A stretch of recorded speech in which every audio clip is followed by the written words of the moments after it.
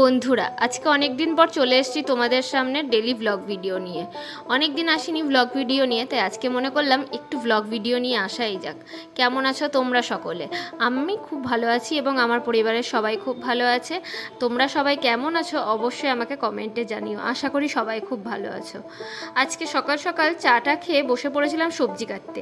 আর যেই আমি সবজি কাটতে বসেছি অমনি তখন বাপি এসছে বাজার নিয়ে, আর মামও বাজারটা নিয়ে এসে বাজারগুলো সব বার করছিল। আজকে অনেক কিছুই এনেছিল সবজি বাজারে, আর তার সঙ্গে নিয়ে এসেছিল কালবাউস মাছ।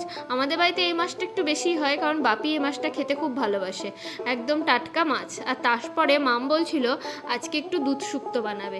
অনেক দিন দুধ শুক্তো বানায়নি, আর এই দুধ শুক্তোটা মাম কিন্তু খুব সুন্দর বানায় আর খেতেও খুব ভালো লাগে। তোমরা কে কে খেতে ভালোবাসো দুধ শুক্তো আমাকে কিন্তু জানিও।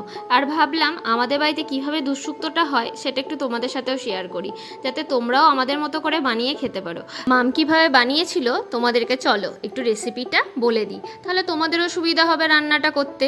যে মাম কী কী ব্যবহার করেছে, কি মশলা দিয়েছে, কিভাবে রান্নাটা করছে সেটা বলে দিলে অনেকটা সহজ হয়। তাহলে শোনো আমি কি কি বলছি। প্রথমে তো কড়াইটা গরম করে নিয়ে তাতে তেল দিয়ে তেলটা গরম করে করলাটা হালকা ভেজে তুলে রেখেছিল, আর তারপরে বড়িটাও ভেজে তুলে নিয়েছিল।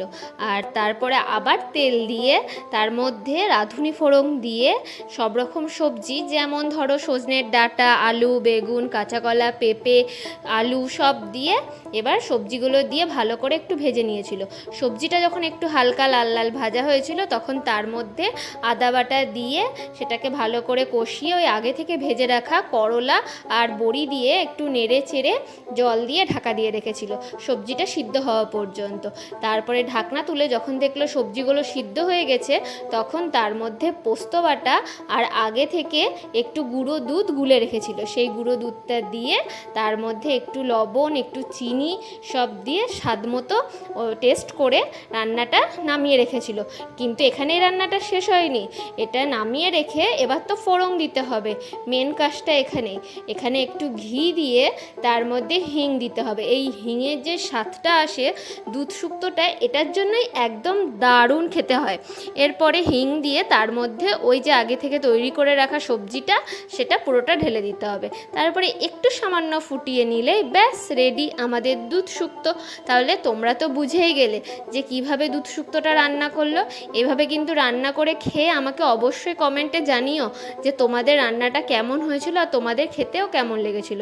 আর আজকে আমাদের দুপুরে কি কি রান্না হয়েছিল সেটাই তোমাদের সাথে একটু শেয়ার করলাম।